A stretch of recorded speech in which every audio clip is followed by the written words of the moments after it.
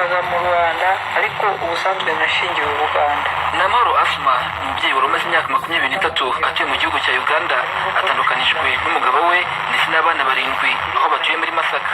Asma na bagenzi be batandukanijwe n'abo bashakanye dore ko abagabo babo ari Abagande. Iyo nashakiye nagezeyo nshakirayo umugabo, ngo rero nari naje gusura iwacu, none nari ntashe.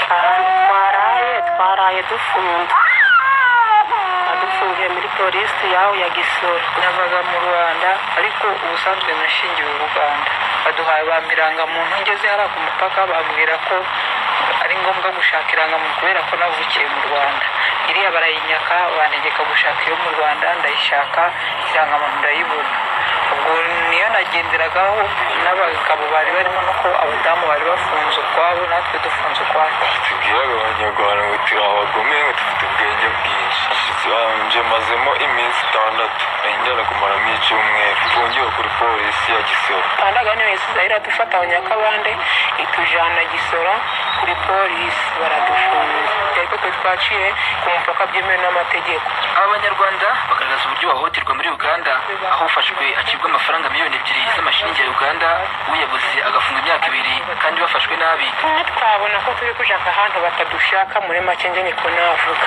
Mbese baragenda banatugura ati wenda musubire iwanyu, yenda ngo twamwe duhatiriza ariko badushubije. Umugabo baba bafashe bamusinyiye umusigo, ntaba murekuranye kimwe natwe, bose basigayemo. None rero amara kumurekamo yadatanze miliyoni 2, igihano kindi bamuhanisha ni cyo kumufunga imyaka 2. Ntabwo bigiye bagufashe, urabona bari kugaba nk'isene nazo ufite, isene nta mafaranga, aba nazo ufite bikaba ngombwa yuko bagukubita. Ubayeho nabi kurya nyine barakuzanira ibyo kurya tutanaguhagije nk'isaha 9, uzongera tubone nk'ejo isaha 9. Abirukanwe muri Uganda n'Abanyarwanda 7 barimo abagore 4, umugabo 1 n'abana b'impinja 2.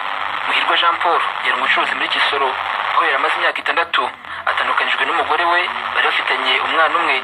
Yankurije Florence we yari atuye i Bunyoro, aho amaze imyaka 5, akaba atandukanijwe n'umugabo we n'abana 2. Mbarushimana Pio, Radio Rwanda, Icyanika.